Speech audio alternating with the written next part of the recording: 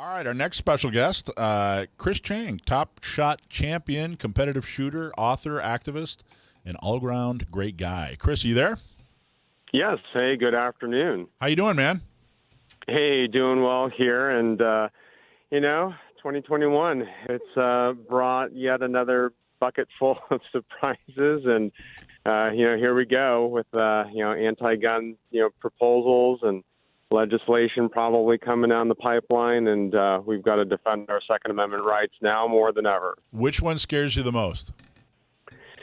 Boy, well, I think the one that always sounds the scariest is, an assault weapons ban. And, given how much control that the Democrats have of Congress, it's possible that an assault weapons ban could come through again. And, I guess for me, I always think about the Supreme Court and how ultimately I'm of the personal opinion that any assault weapons ban will ultimately be deemed unconstitutional, but that takes years for, court decisions to make their way to the Supreme Court. So, if an assault weapons ban passes in the next 4 years, it's probably going to be pretty painful, probably more painful than the 1994 to 2004 assault weapons ban, because I feel like the anti-gunners know kind of which holes to plug and how to make it even more more painful and just more unconstitutional this time around. Here's kind of an unpopular opinion from me is the last decade or 2 decades, we had a bunch of folks on our side who would take the time and say, "Oh, no, don't say the word assault weapon, don't say that." Because that's not a real, industry term, and et cetera. And they're right. They're absolutely right. But I don't know if you've noticed, but in the last couple years, they have stopped using the term assault weapon. And now they've gone on to just use the term semi-automatic. So, it feels like we spent the last 20 years educating them on how to make their laws even worse, rather than, and kind of nitpicking this whole, well, gee, don't say assault weapon, when we probably should have been out there, doing, a little bit more political groundwork. I don't know. Am I high on crack? Am I way off on that? Well, I think as with a lot of contentious issues, terminology is important, and the term assault weapon, it's a political term, right? It's not a technical firearm term. It's not a term that the industry ever used until anti-gun politicians, started applying this assault weapon label to AR-15s and obviously a whole variety of other weapons. So I think to your point, though, debating and arguing about the semantics of what words mean can be important, but I think the things that have moved the needle over the past few years is I think gun owners have become a lot more aware that their rights are under attack. And I think particularly here in California, being a native Californian, right, we were, I was born here, and I've just never known anything different when it comes to gun rights. And so, for example, growing up in Orange County in the 80s and the 90s, concealed carry was not really a thing. Right. And because it never even crossed my mind, right, that this was a freedom that other citizens across our country exercise every single day, I just didn't even realize how oppressed we were, in California on the CCW topic. Obviously, we can go into bullet buttons and other, restrictions on AR-15s that, have been here in California. And so I think there's just been this awakening and this realization of Californians and California gun owners in that we don't have as much freedom. We don't have as many gun rights here in the state. And so the thing that then has changed as a result of that increased awareness is increased activity, increased advocacy, and more gun owners being vocal. And I think that's been a constant weakness of the gun community over the past few decades is I don't think we speak up enough. And that's been really changing over the past few years for the better, because we have to speak up and defend our Second Amendment rights, because if we don't, no one else will. Yeah, Orange County, I think about 7 years ago had fewer than 1,000 CCW holders, and now has more than 20,000. Yeah, it was just incredible, right? I remember I live in San Francisco, which is a whole other can of worms when it comes to. Yeah, how many CCWs are in San Francisco? Oh, it's like 7, and it's like Dianne Feinstein and a handful of rich people and judges, federal judges or something like that, are the only CCW holders in San Francisco. But when Orange County changed the may issue to shall issue kind of policy a number of years ago, I just remember being so pleasantly surprised, hearing in the Orange County Register and LA Times about the increase in Orange County residents applying for CCWs. Yeah. And, then the Orange County Sheriff's Department had to hire more, assistant deputies to process, CCW applications. It had become a full-time job just to process CCW applications. And it just warms my heart just thinking that, wow, okay, Orange County residents are starting to see the light, right? This idea that you can carry a firearm on your person to protect yourself. And again, I mean, right, for a lot of gun owners, it sounds so obvious and so simple. But again, if you're like me and you grew up in a community where CCW is not the norm, I knew zero people who carried, and therefore just never entered my mind that this was even an option or a freedom or a right that I should be fighting for, that I should be advocating for. And so back to that education piece and gun owners becoming more aware of how neutered our Second Amendment rights are here in California has started to really, I think, anger people, rightfully so.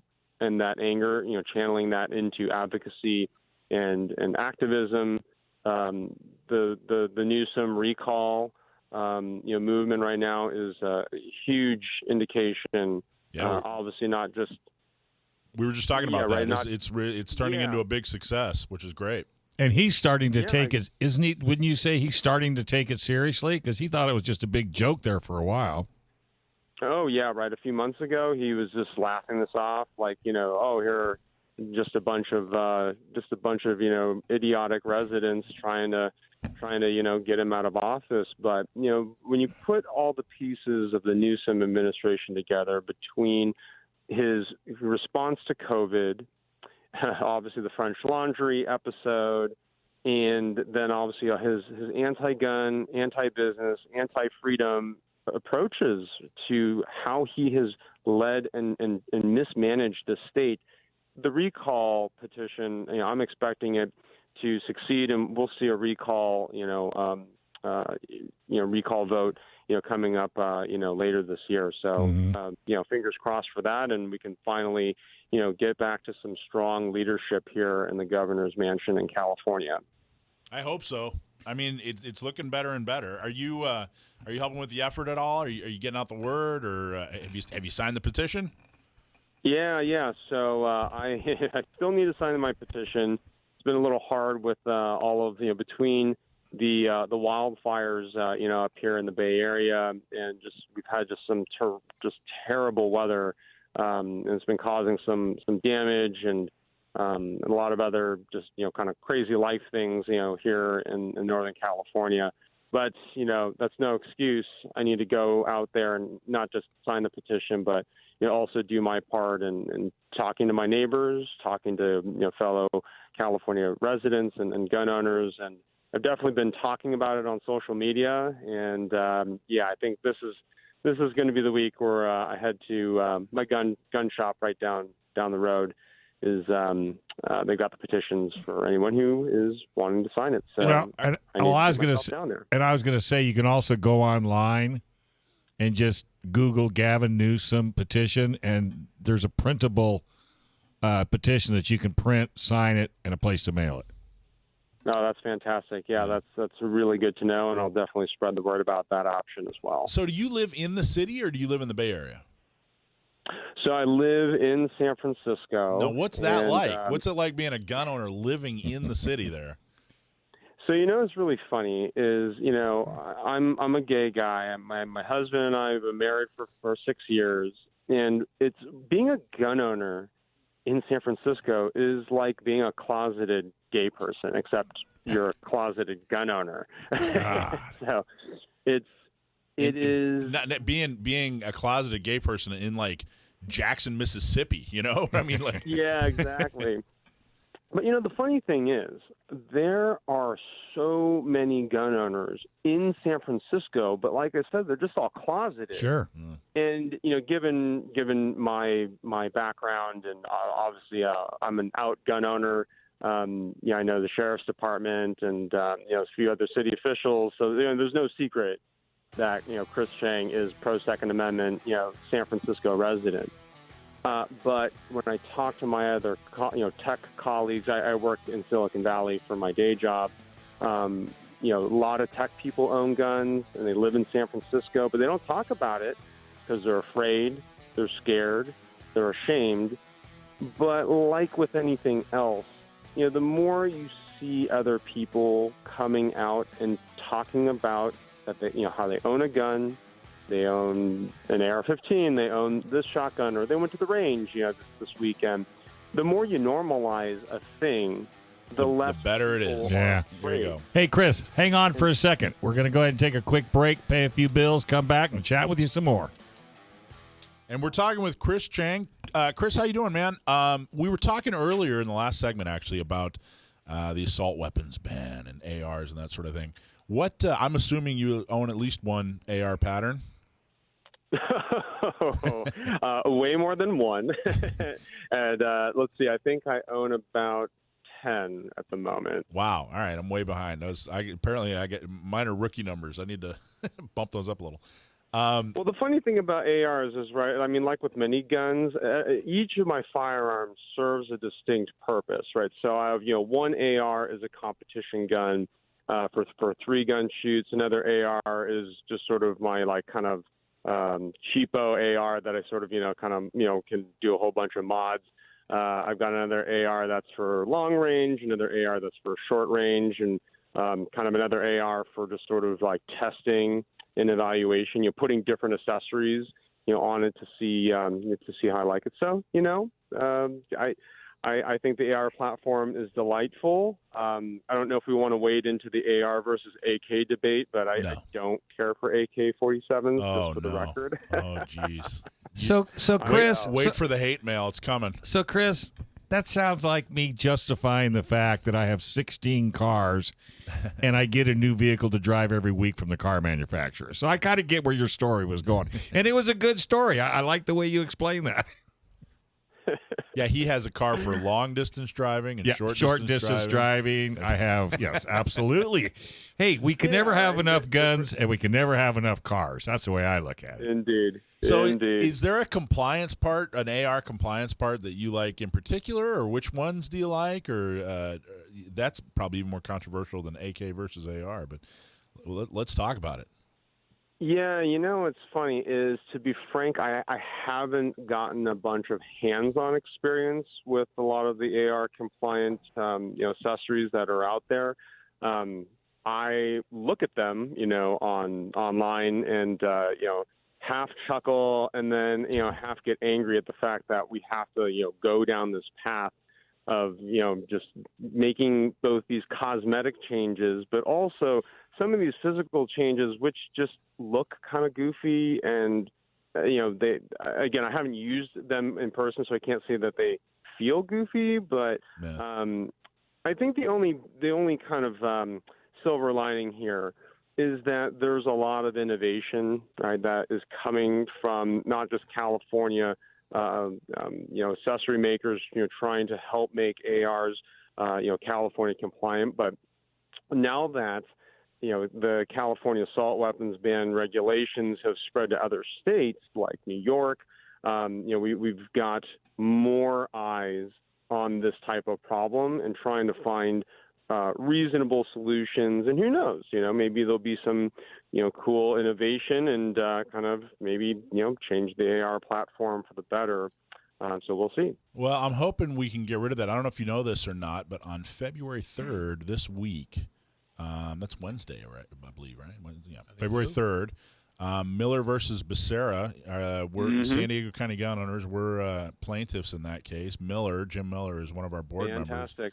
So that's going in front of the judge this week. Now, I don't know what's going to happen, but I'm hoping that this, ends up being a victory, whether it's this week or this year or this decade. I'm hoping that this case knocks out all the need for these, for some of these accessories, which it's unfortunate too. And I totally agree with you. You look at some of these parts and you're just like, oh man. But the reality is all these guys that are making these different parts are trying to and basically are making it possible for us to own these ARs. Otherwise, we wouldn't. So it is. You kind of get these mixed emotions like, oh man, I got to pay how much for this thing, and then my AR is performing. Grumble. But hey, without them, where would we be? Indeed, and I think in general with gun ownership, it's a multifaceted and multi-front war where we've got the executive, the legislative, and the judicial branch. I'm very excited for what will happen on February 3rd here. Let's keep our fingers crossed. But the one other front is the cultural front, right? This is also gun ownership and advocacy for our Second Amendment rights is very much a hearts and minds issue. And so I'm really excited to be on a new TV show where I'm going to be shooting guns and representing gun owners in a positive light. And it's this new extreme talent show called The Go Big Show. Nice. And it's on TBS. On Thursdays at 8 Central. My episode is actually airing this Thursday. Oh, at nice. 9 p.m. on TBS. Yeah, and Snoop Dogg is one of the hosts, as is Rosario Dawson, Jennifer Nettles, and Cody Rhodes, who's the American Nightmare, famous pro wrestler. Is Snoop Dogg allowed to handle guns? Is he is that allowed? I know, right? I don't even. I'll say this: he is fantastic, and he is super hysterical. But the Go Big Show, it's this opportunity. Well, let me just rewind the tape a little bit. So the producers came to me back in April, and they were pitching this idea of the show. I'm like, this sounds interesting, but how are we? I wanted to understand, how are we going to do this during the pandemic, right? Are we going to be shooting outdoors? And no, we're shooting in a hockey rink that can be converted into a stadium. I'm like, so wait, you want me to shoot indoors? And this is not a purpose-built shooting range? And they said, yes. I'm like, okay, well, let's start talking through it all. And long story short, the Go Big Show invested a lot of time and money and effort into making my act happen. I'm one of the only gun people that's competing on the Go Big Show. And the act that I'm doing, it's a throwback to the days of Annie Oakley. Oh, cool. Where it's performance art, right? It's very much story driven, right? It's not just me going up and shooting some targets. It's shooting targets that are meaningful to a particular point in American history. And it's also very personal. And I talk about, why certain guns that I'm shooting are meaningful to me.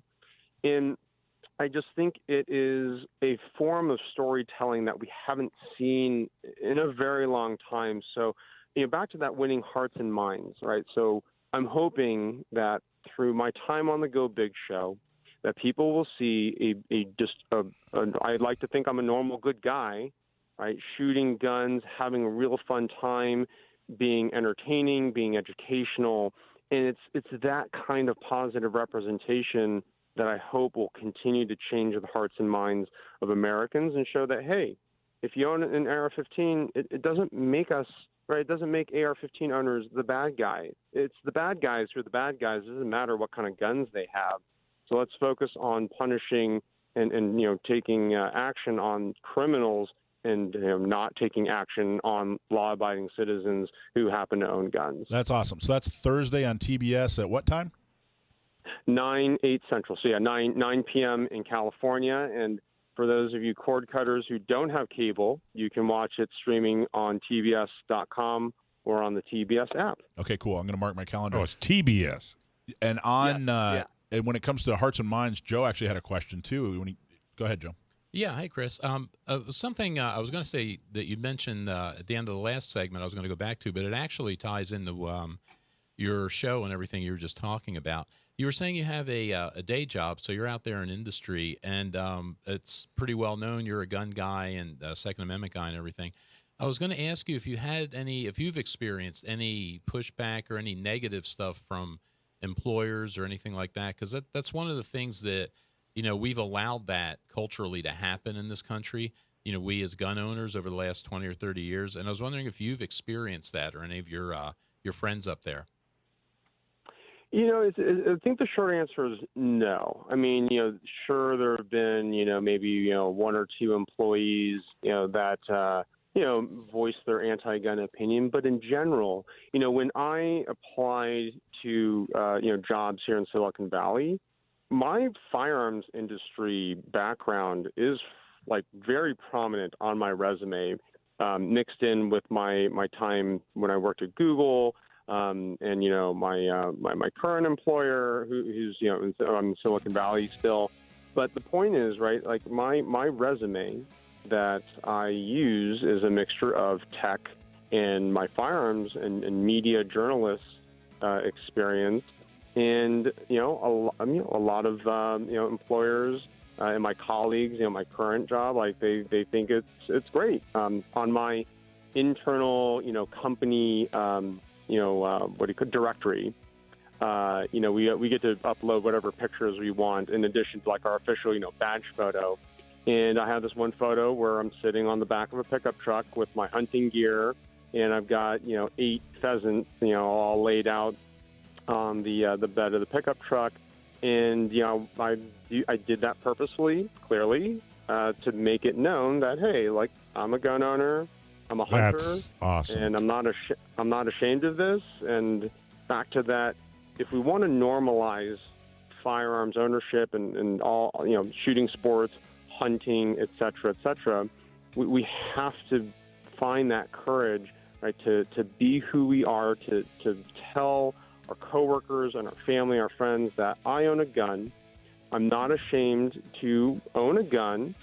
And all these criminals that are committing crimes with firearms, they're the ones we should be going after. Exactly. That's excellent. Right. Chris. And I That's have nothing exactly to do what with we need them, to right? Hey, Chris. Thanks, Chris. What's the name of your show, real quick? Yeah, it's the Go Big Show on TBS on Thursdays at 9 p.m. All right, buddy. Thank you very much. Keep up what you're doing. It's awesome, and we'll definitely talk to you down the road. Folks, this is Gun Owners Radio, FM 96.1, AM 1170. The Answer. Thanks for watching this clip from Gun Owners Radio. You can watch us live every Sunday from 4 to 6 p.m. California time, right here on our YouTube channel, or if you're in the San Diego area, you can listen to us on 1170 a.m. We're also available on your favorite podcast platform for free. Don't forget to like and subscribe so that you can help restore and protect the Second Amendment, not just in California, but across the country.